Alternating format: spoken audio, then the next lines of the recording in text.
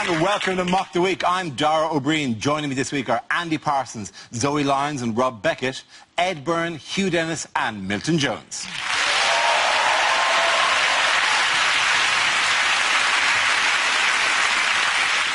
We start with a round called If This Is the Answer, What is the Question? On the board are 6 categories. Zoe, which category would you like? I'm going to go for politics, please. Delightful. Politics is the category. The answer is 2%. What is the question? Is the question, how much of his speeches does Ed Miliband usually remember at conference? Is it how much of Greg Wallace can dance? Is it how many dragons have a tattoo of a girl?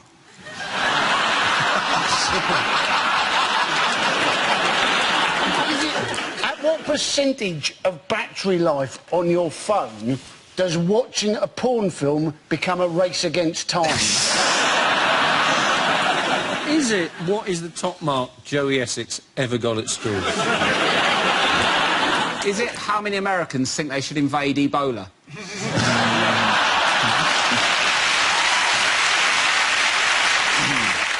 Is it how much DNA does Prince Harry share with Prince William?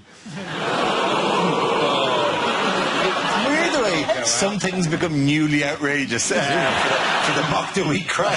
We're here so long, we've seen that one go in and out of being shocking. Clearly I have misjudged the mood of conference. Is it what percentage of Chris de Burgh is under the surface? I think this is quite accurate. How many people who own it have actually listened to the new U2 album? Is it the percentage chance of Jeremy Clarkson becoming the Prime Minister of Argentina? If I can have a correct Is it answer. how much effort am I prepared to put into this answer? This is to do with the latest polls, political polls, and apparently the Tories are now 2% ahead. Absolutely right. Thank you very much, Zoe Lyons. Well done. That's right. The question I was looking for was, by what percentage were the Conservatives leading Labour according to polls this week? This is the story. The recent polls have put the Conservatives 2 points ahead of Labour. This is the first time the party has been in the lead since March 2012. Who are they asking? I've never been asked. Who are they asking to get these results? Sort of just go, oh, should we ask those people by the closed-down coal mine? Now leave them. Oh, sorry to interrupt your fox, son. Who do you reckon you're going to vote for? He has a good week, though, hasn't he, David Cameron? His approval ratings are up to -4%. Yes. Nick Clegg on -65. I am loving those minus numbers. It makes it look like even imaginary people think they're shit as well. As far as I'm concerned, the Prime Minister is out of touch with the British people. But that's Gordon Brown for you. Can you imagine, though, a -65% improvement? That means Nick Clegg will sit around dreaming of a time when no one likes him. He's aiming for just nobody. If they're 2 points ahead, why don't they just do the election now? Because they could do it online. They could do it on Tinder, couldn't they? Just like swipe left for Labour, swipe right for... double right for UKIP. That's quite good. Are you on Tinder, by the way? I'm not on Tinder, no. I've got a girlfriend. I got to actually recommend there's a comedian's version of it called Grindr. A really nice guy said you will put you on Grindr and you can meet other comedians and audience members of comedy. How did you get on with that? Really well, really friendly guys, actually, yeah. Do you mean Grindr? Yes, that's the joke. Why do you think that Labour support is declining? Because they've got these new policies like mansion tax, which is sort of ridiculous. Why is it sort of ridiculous? Even the Queen is going to have to pay it, apparently. Really? And she could justifiably say, I don't live in a mansion. I live in a palace. The other thing that put the Tories ahead is David Cameron came out with a warning, which was a vote for UKIP. He said, go to bed with Nigel Farage, wake up with Ed Miliband. Which, there are freaks out there for whom that is the perfect evening. If you simply said, go to bed with Nigel Farage, wake up with Nigel Farage, that would have been a sufficient threat for me. Not to go to bed with Nigel Farage. If his wife has Can you imagine turning over those teeth, that big Nigel Farage grin in the morning? Shall I make you tea? It's not worth working though, is it, all this? Everyone hates all the leaders, so no one... I reckon democracy, it's had a go. Why don't we try a dictator? Get me wrong, we'll vote in a nice one and get them to do it and just see how it goes. It's a bit like Korea, but nicer with better haircuts. I don't think you get... I don't think you get to vote in a dictator. Yeah, I think that's normally the harsh bit of it. But maybe I could do my own one where you have a dictator but you vote it in. That's democracy, isn't it?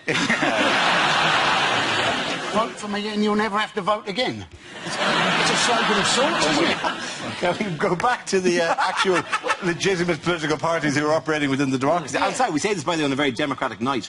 This is the second time in a few weeks that we have been on at 10 o'clock on a Thursday as the polls have closed and the nation is agog. I remember about this time, about 2-3 weeks ago, where we're just choosing our whiskey to settle in to watch the Scottish referendum elections. I know it'll be the same for many of you sitting at home going, oh, an exciting night of watching the results of the Clacton by-election tumbling in tonight. Why would that be historic? Because it might be the first time UKIP have an MP. Yes. There's Carswell, who's the UKIP candidate. He's the one on the right, rather than the one in the shop staring out.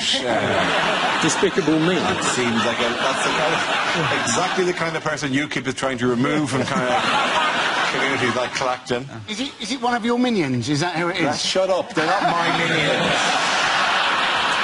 They're not my minions. Even to be fair, though, they are very hard workers. They are very hard workers. Yeah. That's why I employed them from all my plans. No! Well, Miliband got criticised during the conference for something that Cameron did. Miliband got criticised because he forgot most of his speech, didn't he? Most of his speech. Well, he didn't stand walking around going, there was something...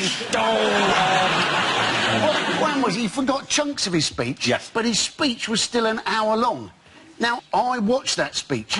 He should have forgotten more. That was my opinion. They're all making mistakes, aren't they? He forgot stuff in his speech, and the Lib Dems put stuff in their speeches which you kind of think, that's not really going to help. So they have just, one of their policies is to legalise brothels, isn't it? The Lib Dems. They're going to have shiny new brothels all over the place with a queuing system that goes, prostitute number 1. It's like they're desperate, isn't it? Like going, oh, what should we do? No one likes us. Tell you what, legalise brothels. Oh, what's going to be next? Like, you can smoke in pubs, drinking's not bad for you, and cocaine Fridays? Should we do that? Can you vote for me then? Until recently, I thought Nick Legg was something you did to Oscar Pistorius to stop him moving around.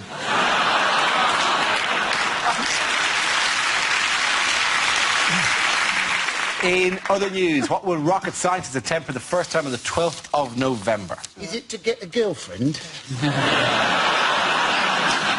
I knew that was going to hurt you, wasn't it? It hurt me, actually, yeah it is. Because you know some rocket scientists who've got girlfriends, yes, don't you? Yes, I do, and they're all happy people.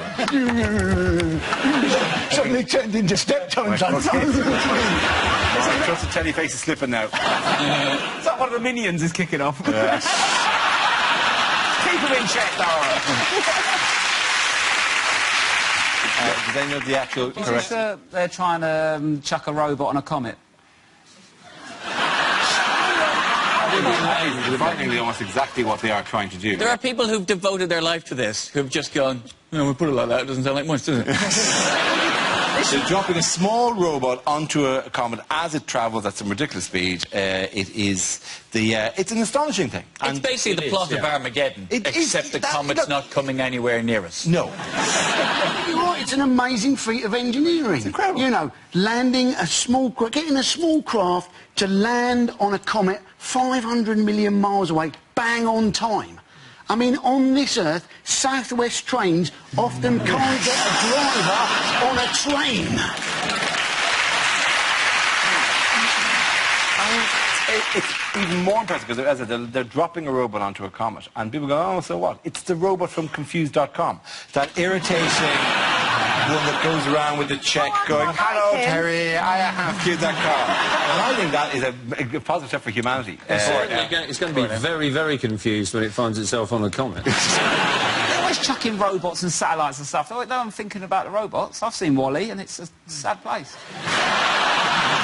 Will the robot come back, or is that it? No, that's it for the robot. Oh, fuck. Oh. No, I don't like that.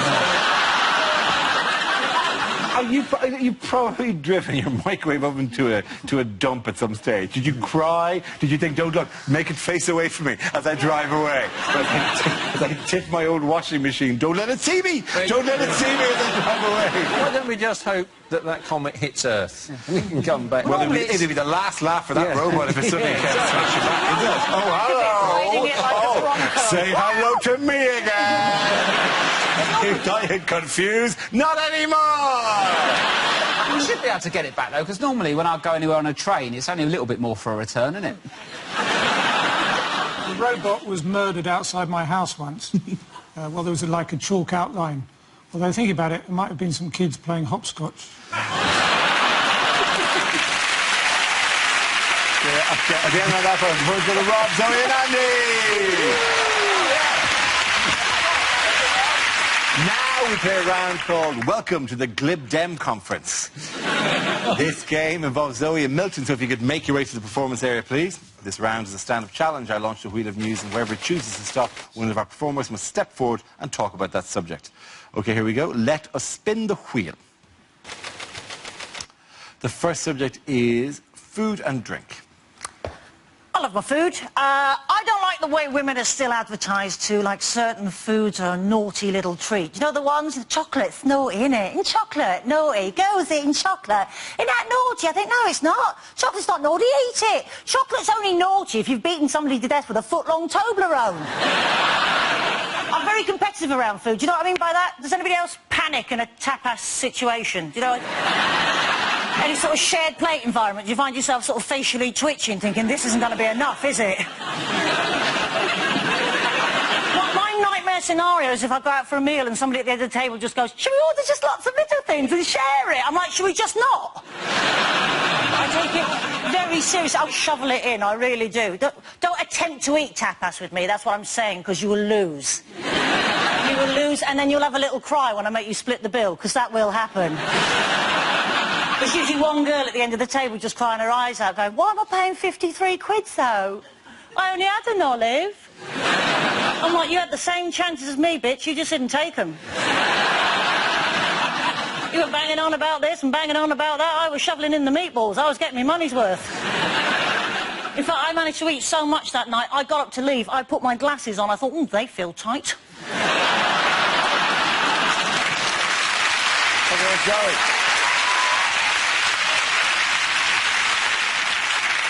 OK, that leaves us with Milton. Let's see what you've been left with. Let's spin the wheel.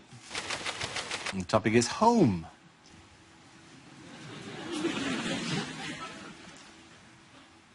My mum's a bit like the Beijing government. When you go round, you only see the nice china.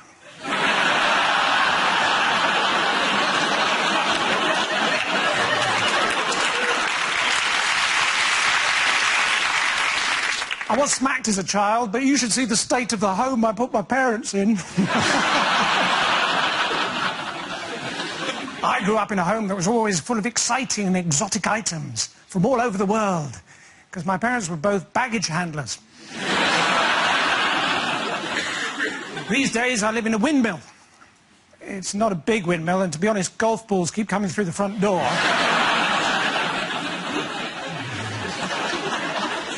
The other day I lost my doormat, but fortunately I keep a spare under a giant bunch of keys in the front garden. As a child I had a medical condition that meant I had to eat soil 3 times a day in order to survive. Lucky my older brother told me about it, really.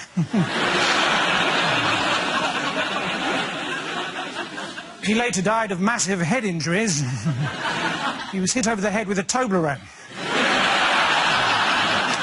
Thank you very much, Johnny Jones.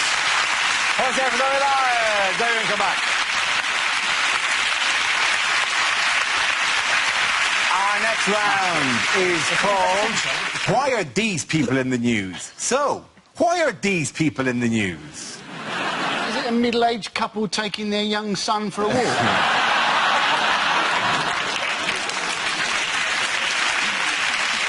I was just thinking, the years have not been kind to McFly. I reckon it's from my favourite TV show from America. It's 2.5 Men, isn't it? Yeah, or 3 men and a baby, and the baby hasn't been born yet. Is it low turnout for twat pride? Say, I don't care what the arrow says, we are walking on the left. Does look like the evolution of man in reverse, doesn't it? I know what the actual story is. Please. Is it Yes. the Top Gear guys getting chased out of Argentina? Yeah, of course it is. For Thank you being very so much, bloody- Rob Becker. Thank you very much. Yes, this is Top Gear presenters Jeremy Clarkson, James May and Richard Hammond, who this week were chased out of Argentina by an angry mob. The mob claimed that the use of the number plate H982FKL was an inflammatory reference to the 1982 Falklands War. Now, they denied it. They denied it. But somehow, you still kind of feel that maybe it was. Would you believe them more about it wasn't deliberate if the Stig hadn't been following them dressed as a penguin waving a picture of Margaret Thatcher? I don't get why they've taken Top Gear to South America. Surely South America's got enough Top Gear as it is. Right, guys? You've got to do one proper one, haven't you, now and again?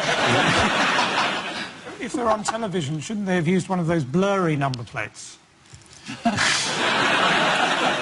It's so strange now, Top Gear. I remember it used to be about, like, cars. Now it's just like watching a documentary of your dad's mates having a breakdown. I've got no interest in it because I've got no interest in cars. I did once buy a second-hand car, and I can remember thinking I ought to look underneath the bonnet. And I looked underneath the bonnet, and all I could think was, well, that looks full. That was the mark of a good car, Yeah. how full it is under the And then bonnet. I thought, well, I better kick the tyres, because I'd seen somebody once do that on the Very film. important, very important, very important. And yeah. they're surprisingly hard if you've never kicked a No. tyre before. I find you often kick the second tyre a lot less energetically than you kick the first tyre, and with a different foot. I was once selling a second-hand car, the car I had to get rid of, and I thought, you always think that you're going to know less about cars than the bloke who's buying the car. And this bloke came, and he did all the kicking of the tyres, everything. I thought, oh, God, he knows a lot, and he looks at all the bodywork. And then he got into the car, and he sat behind the driving seat, and he said, so, he was sitting there with me there, he said, so, is this a left-hand or a right-hand drive? And you went, cha-ching! Personalised number plates are good. I bought my son one when he was born, but I did have to call him TGH308F. When you buy a second-hand car, still, every now and again you will see they'll use that strapline, one lady owner. Have you seen that? That makes me cracks me up. Who is this woman with I all these don't know. cars? I don't know who she is. It's the word lady as well. It just makes it sound like all of us women just drive around in bonnets with white gloves on with a freshly baked Battenberg steaming away beside us on the seat. When I sell the car that I've got at the moment, I'll be able to use the strapline, one lady owner, and I'll tell you exactly what that means. It meant 2 months ago I managed to drive it for half an hour with the handbrake on. That's what it means. You really just hammer it. Yeah. You'll get, no handbrake can hold you. downhill. Honey, you're an independent woman, and no handbrake is going to hold you. Push you. I just convinced myself the car in front was having a little barbecue in the back seat. What weird modern-day inventions have been in the news this week? There's a bracelet they've invented that shocks you if you don't go to the gym when you said you were going to go to the gym. Yes, it's called it's a wristband, with a Pavlov wristband, and it gives you a motivational zap if you haven't. It tells you GPS-wise. It senses that you're in the gym or wherever you said you were going to be, or at the meeting you're supposed to be at, and it gives you an electric shock if you've not. Don't think motivational and zap go together, really, do they? It's basically a watch for masochists, isn't it? Yes. You know, it's like, oh, I've been a bad boy. Oh, I don't think I've quite been bad enough. Turn it up a bit more. Oh, I wonder if I put this on my penis, how this is going to work. You wouldn't need to... Just make sure you're not down to 2%, you'll be all right. You're saying if you go to the wrong website, it'll give you a little shock so you don't go on the website. Yes, it but does surely do if you that. go on a website that you shouldn't really be on, you just delete history, don't you? I mean, the tricky bit is not deleting history. The tricky bit is then going on all the innocuous websites afterwards so as it doesn't look like you've deleted history. That's the tricky bit, isn't it? History seems to be very empty in this computer, because Yeah, I saw you on it all evening yesterday. Yeah, I never touched the deleted I've never on it like that, yeah. Yes. Private browsing, Andy, private browsing. My favourite member of the Army Corps, private browsing. Good afternoon, Private Browsing. Are you on duty again? I certainly am, Dara. I shall be protecting you from any inappropriate sites. Private Browsing, reporting for duty. Pants down, Private Browsing in here. I shall protect your browsing while you shop for gifts for your wife. That is apparently what private browsing was invented for. I love that. Oh, I mean, I've got private browsing on because I'm shopping for some gifts for my wife. Oh, really? You seem to be buying her pornography. Are you sure this is the gift she particularly wants? Private browsing. Reporting for She duty. told me that her favourite film as a child was Double Fist and Fist.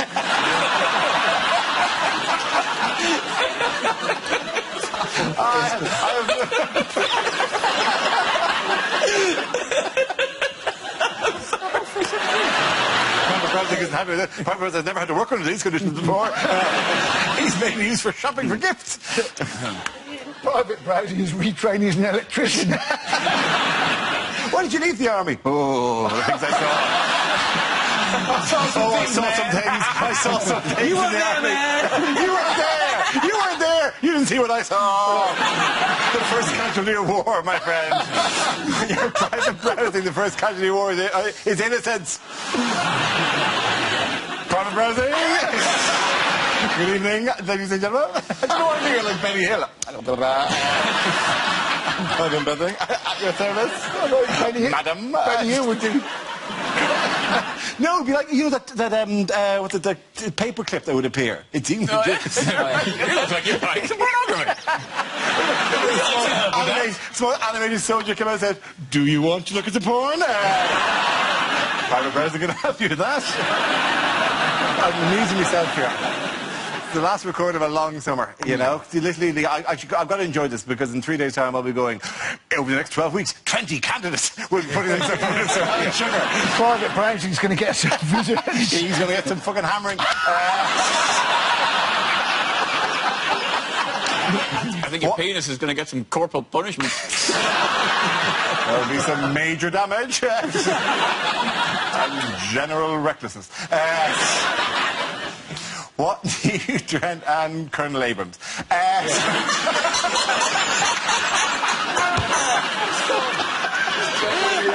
was it. Sorry, we'll bring it back.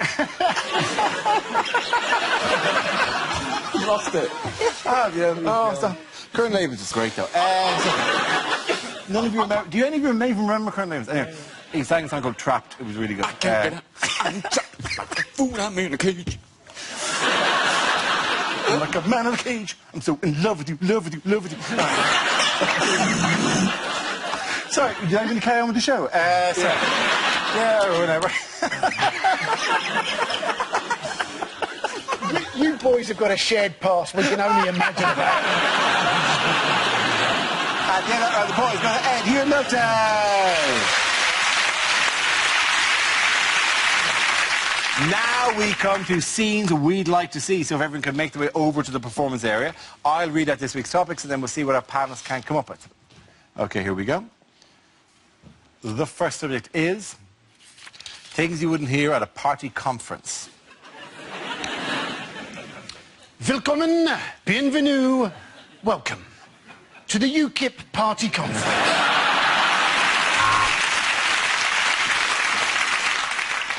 The leader's speech will be signed for the hard of hearing.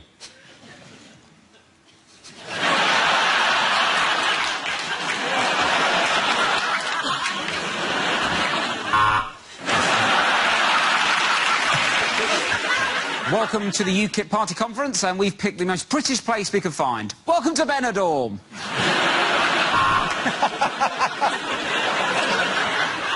And the good news is the polling data is in, and we are just ahead of others.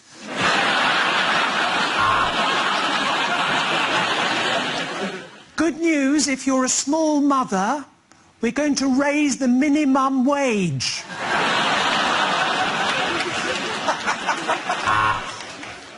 Ladies and gentlemen, please be upstanding and welcome your new leader of the UKIP party. It's Mrs. Chowdhury and her wife Paula. Fellow members of UKIP, I think it is safe to say, judging by the amount of Eastern Europeans working in the kitchen here, that the soup we had for lunch was mainly piss.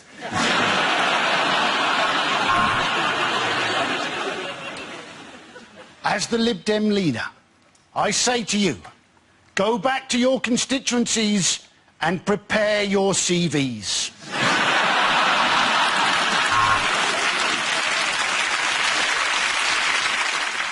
Let me say quite categorically that this party is in favour of nuclear power. Welcome, Liberal Democrats. The theme of our conference this year: why are we bothering? Please welcome to the stage your new Prime Minister, Mel B. And for the last time, can I assure you that the NHS is safe in our blood-stained money-grabbing hands? OK, the next topic is unlikely things to hear on daytime TV. Good night.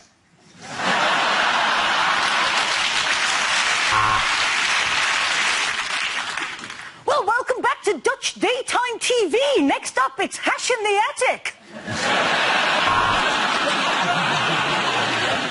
Hello and welcome to The Chase.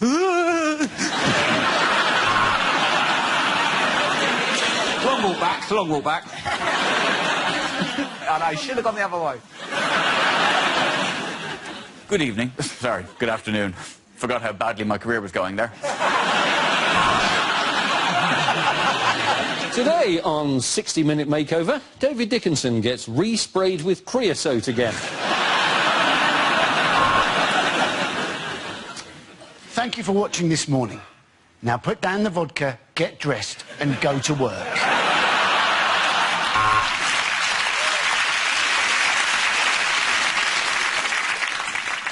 Today on Jeremy Kyle, Jayden will be asking Mustafa...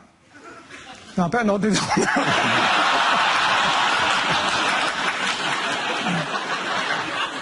Today's episode of Jeremy Kyle has just been cancelled.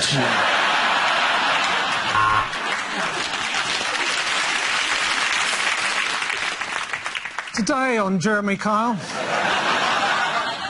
Jayden will be asking Spencer why he won't read his research paper on neutron decay in lithium isotopes. That was worth it. Today on Jeremy Kyle, Jayden will be asking Spencer, where is Mustafa?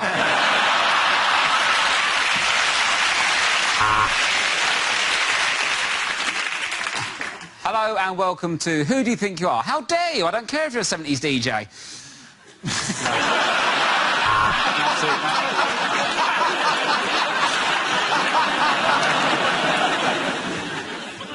Welcome back. Well, we'll see if the police catch them before they actually hand over the drugs. Yep, it's deal or no deal. Susan asked for a distressed look in her front room, so we told her a cat had been run over.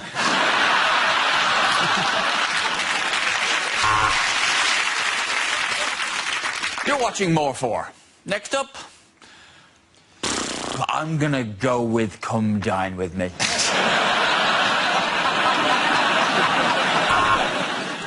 The next programme has been sponsored by Dignitas. Come die with me.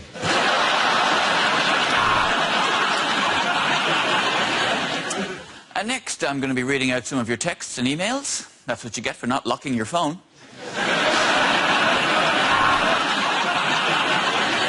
Due to a misunderstanding, Flog It Saudi Arabia has been cancelled.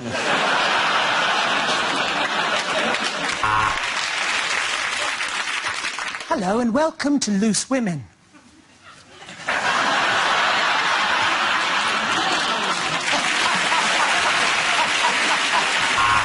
OK, again, I'm hosted Ed here, Milton.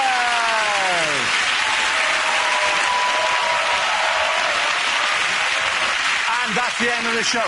This week's winners are Andy Parton, Zoe Lyons and Rob Beckett. Commiserations to Ed Byrne, Hugh Dennis and Milton Jones. Thanks for watching. I'm Darrell Breen. Good night. Tomorrow at 10, lovingly located here on BBC Two, the L series of QI continues with Johnny Vegas and Jason Manford joining Stephen Fry. Next tonight, it's Newsnight.